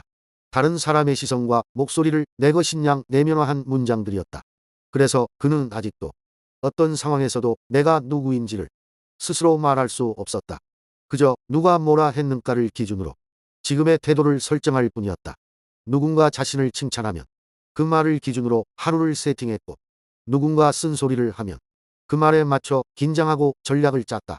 이 반복은 자율이 아니라 조종이었다. 어느 날 밤 문득 그는 오래전 여자친구가 넌 이상할 정도로 착하려고 해 라고 말했던 순간을 떠올렸다. 그때는 웃어넘겼지만 지금은 그 말이 자신의 정체성을 꿰뚫은 것처럼 들렸다. 자신은 착한 사람이 되고 싶었던 게 아니라 그렇게 불리고 싶었을 뿐이었다. 나는 나를 설명한 적이 없었다. 그냥 누군가의 말이 나의 문장이 되어버렸던 것이다. 그날은 평소보다 조용한 밤이었다. 불 꺼진 방 안 핸드폰 불빛만이 유일했다. 재욱은 별 생각 없이 인스타그램을 켰고 몇 번의 터치 끝에 우연히 옛 연인의 계정에 들어가게 되었다. 우연이라고 말했지만 사실 그 계정은 알고리즘이 아니라 기억이 만든 탐색어였다. 몇 년 전 헤어진 그녀는 여전히 똑같은 눈웃음을 짓고 있었고 그녀의 옆엔 낯선 남자의 손이 자연스럽게 허리를 감싸고 있었다. 요즘이 참 좋아. 캡션은 단순했지만 그 문장 하나가 재욱의 온몸을 조용히 압박했다. 심장은 빨라졌고 손끝이 시려졌으며 숨이 목까지 차올랐다. 그는 핸드폰을 내려놓지 못했다.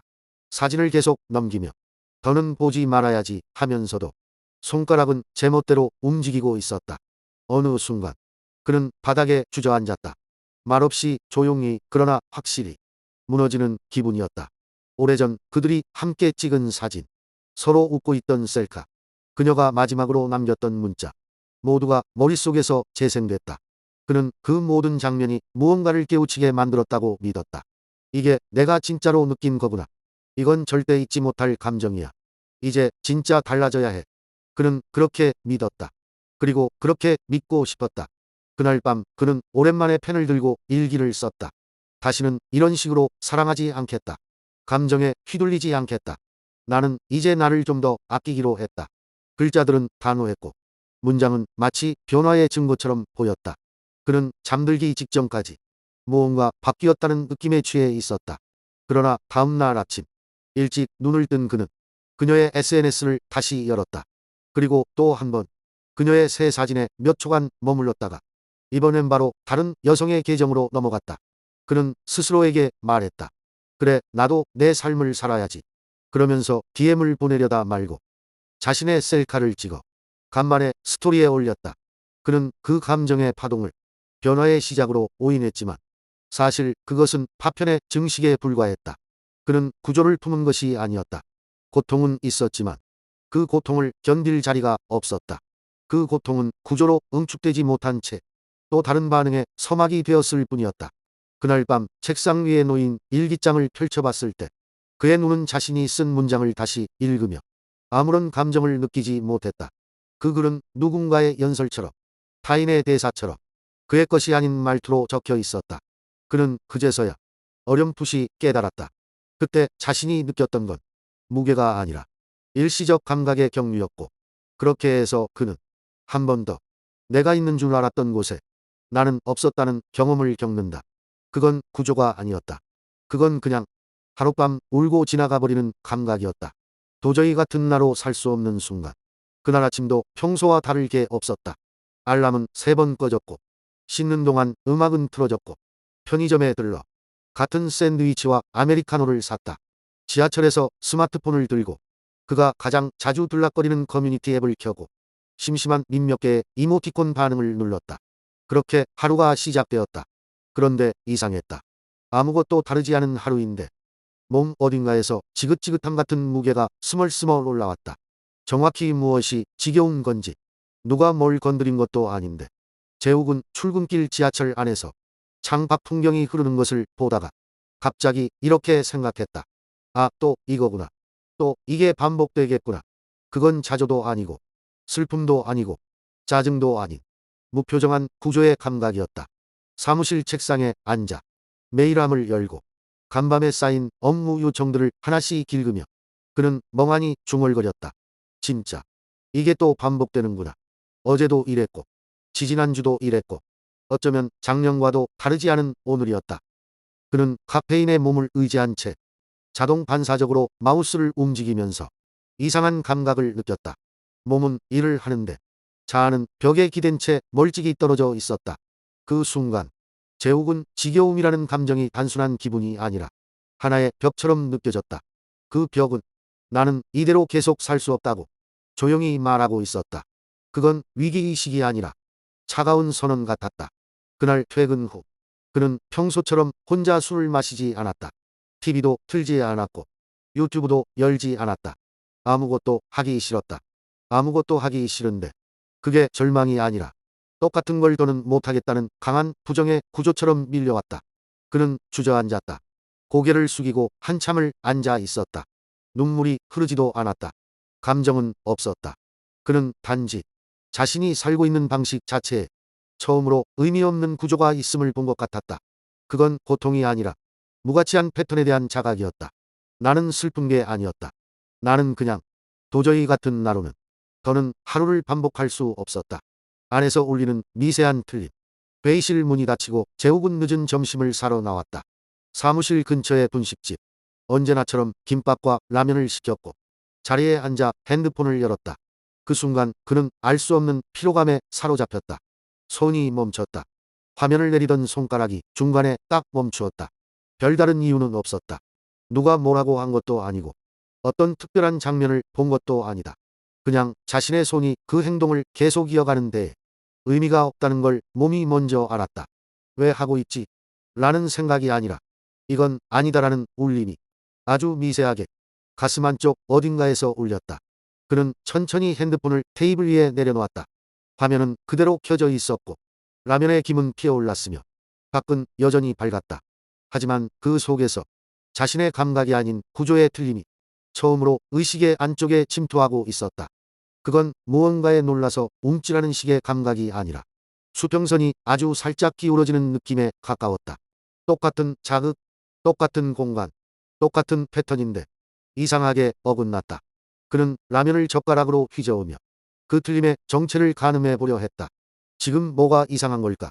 하지만 바로 대답은 나오지 않았다. 무언가가 말로 규정되지 않은 채 몸 안에서 틀어지고 있었고 그것은 단순한 기분도 그저 실증도 아니었다. 어제와 다른 행동은 하나도 없지만 오늘만큼은 이 행동들이 진짜 같지 않게 느껴졌다. 그는 라면을 다 먹지도 못하고 일어났다. 카운터에 카드로 계산하면서 자신도 모르게 점원이 묻지도 않은 말을 중얼거렸다. 맛있긴 한데 요즘은 입맛이 좀. 그 말은 점원을 위한 말이 아니라 자신에게 한 말이었다. 식당 문을 나서며 그는 자신 안에서 어떤 울림의 방향이 변하고 있음을 느꼈다. 누가 그걸 직감이라 부른다면 그건 틀린 말은 아니다. 하지만 이건 직감 이상의 구조적 균열이었다. 지금까지는 반응만 있었다면 이 순간에는 방향에 어긋남이 있었다. 사무실로 돌아가는 길에 햇살은 따뜻했고 바람은 봄날의 온도였지만 그의 안쪽은 아주 조용히 어떤 설계를 중단하려는 분위기였다. 그는 자신이 무언가에서 벗어나려 하고 있다는 걸 정확히 설명할 수 없었지만 더는 이 구조로는 하루를 넘길 수 없다는 감각이 선명하게 안쪽에서 말하고 있었다. 그건 감정이 아니었다. 그건 분명히 어딘가에서 구조가 살짝 틀어지고 있다는 신호였다. 나는 그저 바라보고 있었다. 회의가 끝났다. 책상 위엔 누군가 툭 던진 의견 메모가 하나 남아 있었다. 재욱씨 이건 너무 보수적이야. 빨간 펜으로 적힌 글씨였다. 과거의 재욱이라면 그 말을 한 사람이 누구인지 파악했을 것이고 그 말의 진위를 해석하려 애썼을 것이다. 혹은 자기 방어적으로 반응했을 것이다. 하지만 그날은 달랐다. 그는 그 메모를 그냥 한참 동안 바라보기만 했다. 어떤 말도 떠오르지 않았다. 어떤 감정도 솟구치지 않았다. 그저 그 종이 위의 글자들을 하나하나 읽고 있었다. 이건 너무 보수적이야. 마치 처음 보는 언어처럼 느껴졌다. 누군가 나를 규정하고 있지만 그 규정이 나에게 전달되지 않는 감각. 그 문장은 뭔가를 찌르려고 던진 것 같지만 그날의 재욱은 찔리지 않았다. 처음이었다. 이런 일이 처음이었다. 그는 그 메모를 들고 휴지통에 버리지 않았다. 그대로 책상 옆 서랍에 넣었다. 무의식적인 선택이었지만 그건 처음으로 외부의 언어를 구조물로 관찰한 행위였다. 오후 내내 그는 그 문장을 다시 꺼내지 않았다. 하지만 뇌 한구석에는 그 문장이 해석되지 않은 채 머물러 있었다. 그건 마치 감정으로 덮지 않은 구조의 씨앗 같았다. 한 번도 본 적 없던 고요한 상태. 말하지 않고 느끼지 않고 판단하지 않고 단지 바라보고만 있는 상태. 그날 퇴근길 지하철 안에 창문에 비친 자신의 얼굴도 이상하리만치 낯설지 않았다. 감정이 없었고 피로도 없었고 오늘은 왜 이렇게 힘들지라는 생각조차 떠오르지 않았다. 그는 그냥 있었다. 삶이라는 극장 안의 관객처럼 하루 전체를 조용히 지켜보고 있었다. 어쩌면 그 순간 처음으로 주인공 시점에서 살짝 이탈했을지도 모른다. 그는 여전히 그 몸 안에 있었지만 그 몸을 조종하지 않는 채 그저 응시하고 있었다. 그건 소극적인 체념도 아니었고 능동적인 선택도 아니었다. 그건 관조였다. 말하지 않고 의미를 부여하지 않는 고요한 목소리. 그날 밤 재욱은 평소보다 일찍 누웠다. 불을 끄고 아무 영상도 틀지 않았고 음악도 듣지 않았다. 그저 천장을 바라보며 그 메모 한 장을 떠올렸다. 그리고 이렇게 생각했다. 보수적이라는 말이 맞을 수도 있겠지. 아니면 아닐 수도 있고. 그것뿐이었다. 그 문장은 그의 마음 어딘가를 찌르지도 않았고 무너뜨리지도 않았다. 그는 그 말을 살아내지 않았다. 그저 바라보았다. 그날 나는 누구의 말도 나의 반응도 아닌 그저 바라보는 자로 하루를 끝냈다. 구조는 언제 생기는가? 어떤 감정은 지나간 뒤에도 흔적을 남긴다. 하지만 대부분의 감정은 그 순간만 찌르고 아무것도 남기지 않는다. 재욱은 오랫동안 그 찌름만을 보며 살아왔다. 하루에도 수십 번. 문장 하나, 시선 하나, 표정 하나, 날씨 하나에 마음이 흔들리고 그 흔들림을 자기라고 믿으며 살아왔다. 그러나 그날 그는 무언가 달라졌다는 감각이 아니라 달라졌다는 구조의 입구에 서 있었다. 이틀 전 회의실에서 받았던 그 메모. 보수적이다. 그 문장을 서랍에 넣고 잊은 줄 알았던 그것이 이상하게도 반복되지 않았다. 보통이라면 비슷한 말이 누군가 입에 올랐다면 자신도 모르게 움찔했을 것이다. 똑같은 말이 나올까? 혹시 누가 나를 또 그렇게 보지 않을까? 하지만 며칠이 지나도록 그는 그 메모와 관련된 반응을 단 한 번도 반복하지 않았다. 그것은 감정이 사라져서가 아니라 그 감정이 돌아오지 않도록 구조화되었기 때문이었다. 그 구조는 말로 설명할 수 없었고 논리로 정리되지 않았다. 그냥 몸 어딘가에서 그 일은 이미 지나갔다고 말하고 있었다. 그 순간 구조가 생긴 것이다. 그것은 기억이 아니라 방향이었다. 그것은 판단이 아니고 선택도 아니고 위치였다. 그는 여전히 그 말에 아니야, 난 그런 사람 아니야 라고 소리치지 않았다. 하지만 이제는 그 문장이 자신의 일부처럼 들러붙어 있지도 않았다. 그는 그 말의 반복을 종료시켰다. 아무런 의식도 없이, 아무런 선포도 없이. 그리고 그 침묵의 종료야말로 구조가 형성된 결정적 증거였다. 그날 저녁 재욱은 퇴근 후 유튜브를 켰다. 구독 목록 중 하나가 감정 회복에 좋은 3가지 습관이라는 영상을 추천해줬다. 예전 같으면 바로 눌렀을 것이다. 그는 그런 콘텐츠에 쉽게 매달리는 사람이었고 내가 뭔가를 잘못 살고 있다는 불안 속에서 항상 자기를 고치는 법을 찾아 헤맸다. 하지만 그날 그는 그 영상을 클릭하지 않았다. 왜냐고 묻는다면 그건 의식적 판단이 아니었다. 더는 그 영상을 볼 필요가 없는 존재가 이미 그 안에 만들어져 있었기 때문이었다. 그건 거창한 각성도 아니고 깊은 사유도 아니었다. 그건 단지 그 감정은 더 이상 돌아오지 않는다는 차분한 느낌이었다. 그 느낌은 구조였다. 그는 자기 안에 무언가 쌓인 것을 느꼈다. 감정이 아니라 그 감정을 버티고 있는 새로운 벽 같은 것. 말로 설명할 수 없는 미세한 지지대. 바로 그게 배 아래 전조였다. 감정이 돌아오지 않을 때 구조는 생긴다. 그건 다시 느끼는 게 아니라 다시는 반복되지 않는 것이다. 같은 삶인데 어딘가 어긋나기 시작했다. 재욱은 오전 7시 50분. 평소와 똑같은 시간에 집을 나섰다.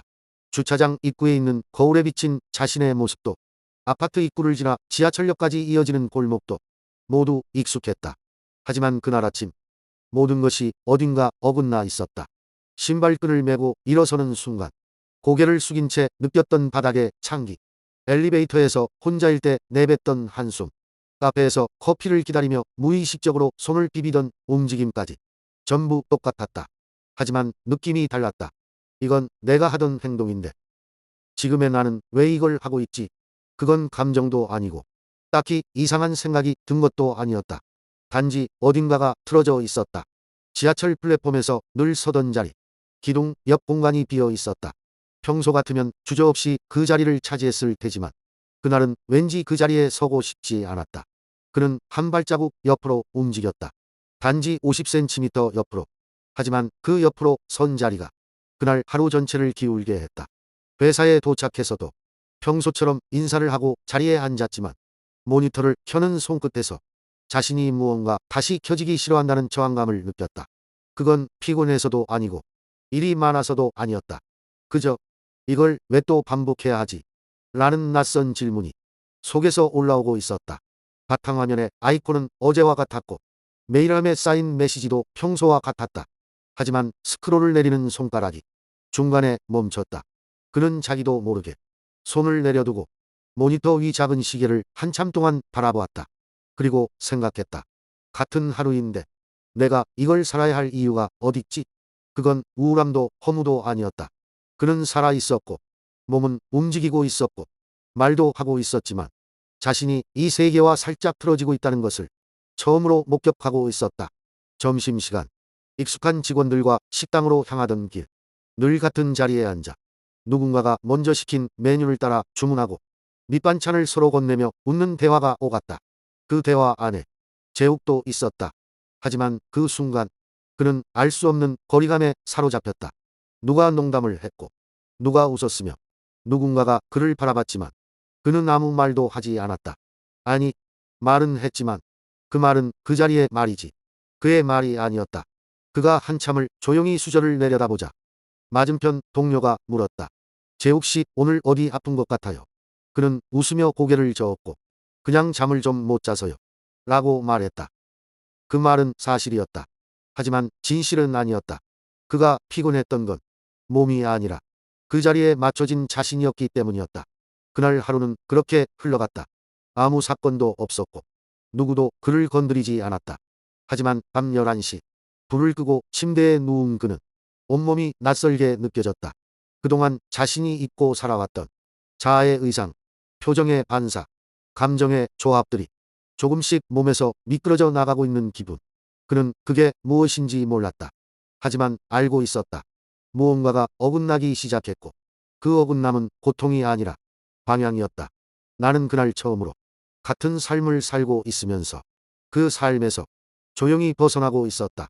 나는 내가 아닌 누군가로 살고 있었다.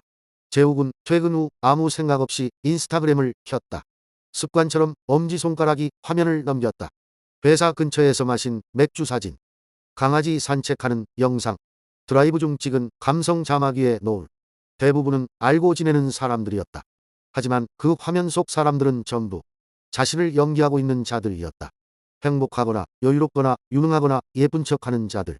재욱은 그것을 알고 있었다. 그게 꾸며낸 장면들이라는 걸. 그럼에도 그는 그 화면을 멍하니 바라보며 자신이 뒤처지고 있다는 기분을 지울 수 없었다. 그리고 그 순간 그는 자신이 살아온 방식 전체가 그 SNS 속 사람들의 연기와 별반 다르지 않다는 사실을 직면하게 됐다. 나는 진짜 나였던 적이 있었나? 그는 자기 자신에게 그렇게 물었다. 그리고 곧바로 답이 떠오르지 않는 자신에게 작게 충격을 받았다. 점심시간에 어울렸던 말투, 직장 상사 앞에서의 태도, 연인 앞에서의 표정, 친구들 사이에서의 분위기 조절자 역할까지 그 모든 건 누군가로 보이기 위해 설계된 정체성이었다. 자기 안에서 자연스럽게 솟아오른 것이 아니라 그 자리에 어울리는 스크립트를 불러낸 결과물. 화장실 거울 앞에 선 그는 조용히 자신의 얼굴을 들여다보았다. 빛바랜 조명 아래 피곤한 눈, 깎이지 않은 수염, 눌린 이마선. 표정은 있었지만 감정은 없었다. 그는 미소를 지어봤다. 입꼬리는 올라갔지만 눈은 그대로였다. 내가 웃는 걸 아는 사람들은 지금 이 얼굴을 보면 무슨 생각을 할까? 그는 스스로의 이 질문이 아주 오래전부터 있었던 질문임을 알았다. 그저 무시하고 지나쳤던 것이다. 그리고 그 질문은 결국 이렇게 바뀌어 있었다. 나는 언제부턴가 나를 연기해왔고 그 연기를 내가 진짜라고 믿고 있었다. 침대에 누운 채 핸드폰으로 자신의 SNS 계정을 열어봤다. 푸사 속 얼굴, 올려둔 게시물, 좋아요 숫자, 누가 봤는지 확인하는 본능적 손가락의 움직임. 그는 한 장의 사진을 오래도록 바라봤다. 작년 여름, 퇴근 후 도심 옥상 바에서 찍은 맥주잔. 선명하게 조명받은 잔 옆에는 살짝 미소 짓고 있는 자신의 얼굴이 담겨 있었다. 그때 그는 한껏 괜찮은 사람처럼 보이고 싶었다. 스트레스를 잘 조절하고 혼자 시간을 즐길 줄 알고 가벼운 알코올과 석양도 사랑하는 감성이 있는 사람. 그 모든 요소를 조율해서 찍은 사진.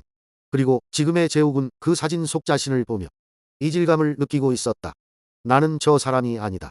아니, 정확히는 나는 저 사람일 수 있었던 적이 없다. 그는 핸드폰을 내려두고 불을 끈 채 눈을 감지 않은 채 누워 있었다. 나는 내가 아니라 계속해서 누구인가로 살아오고 있었다. 그게 누구였는지는 알 수 없었다. 사회가 만든 존재인지, 타인의 말에서 만들어진 정체성인지, 혹은 부모가 주입한 프레임인지, 모두가 조금씩 섞인 채 그의 삶을 구성한 조각들. 그날 밤 재욱은 말하지 않았고 움직이지 않았고 그저 그 낯선 누군가의 껍질이 천천히 몸에서 벗겨지고 있는 감각만 지켜보고 있었다. 나는 나로 살아온 적이 없었다. 다만 나로 보이기 위해 누군가로 짜여진 옷을 입고 있었을 뿐이었다. 설명할 수 없는 변화가 일어나고 있었다. 재욱은 평소처럼 사무실에 앉아 있었다. 메신저 알람이 떴다. 회의 시간 다시 조정해줘요. 아침부터 헷갈리게 왜 이래요. 그 메시지를 보낸 사람은 팀장이었다. 문장은 짧았고 말투는 날카로웠다. 누가 봐도 짜증이 묻어 있었고 예전 같았으면 그는 즉시 내가 뭔가 실수했나. 이건 불공정한 말투인데 참아야 하나. 다음 회의 때 어떻게 이걸 수습하지. 같은 수많은 생각에 회로에 휘말렸을 것이다. 그런데 그 순간 아무런 감정도 일어나지 않았다. 진심이었다. 억지로 참고 있는 것도 아니고 무시하려는 노력도 없었다. 그냥 아무 반응이 없었다. 알림창을 닫고 회의 시간만 다시 조정했다. 보고서를 다시 한번 확인하고 다른 업무를 이어갔다. 그는 자신의 몸이 그 메시지를 지나쳤다는 걸 조금 늦게 깨달았다. 이상했다. 왜 아무렇지도 않지? 내가 변한 건가? 아니면 그냥 오늘만 그런 건가?